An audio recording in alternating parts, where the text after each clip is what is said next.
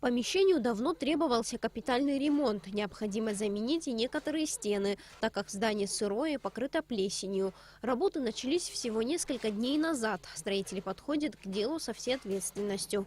На капитальный ремонт объекта из республиканского бюджета выделено более 5 миллионов рублей. Он будет полностью соответствовать всем стандартам. Было принято решение выделить бывшее помещение библиотеки под ЗАГС. Мы документально все оформили, поддержку мы получили от министра юстиции, глава государства, президент одобрил.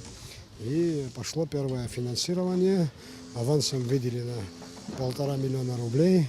Это достаточно для того, чтобы провести те необходимые подготовительные работы, а дальше по мере освоения будут отпускаться средства на основании уже утвержденной сметы через управление капитального строительства Кабинета министров.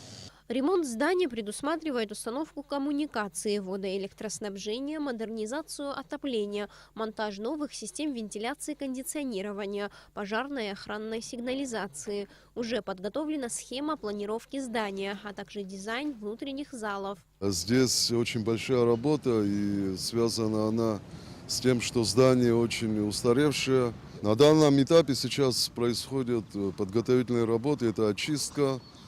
Это ребята ломают сейчас ненужные стены, проемы, для того, чтобы установить первые оконные блоки. Надо будет полностью отбивать штукатурку до кирпича. То есть верхнюю часть надо укреплять ригелями. Вот основная сложность. А сложности отделки там практически нету.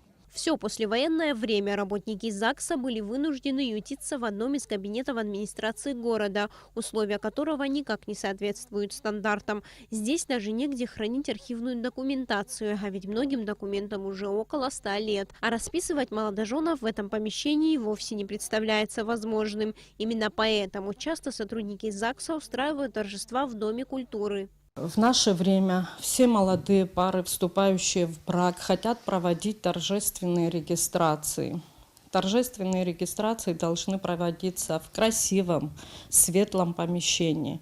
Поэтому, так как наше помещение абсолютно не соответствует, мы договорились с отделом культуры Логуа и проводим торжественные регистрации в нашем Доме культуры. Пары, которые желают проводить регистрации на выезде, естественно, мы стараемся угодить и выезжаем и проводим также и торжественные регистрации. Ближе к осени полностью обновленное здание уже будет готово принять первых молодоженов. Сария Смыр, Астамур Гожба, Абхазское телевидение.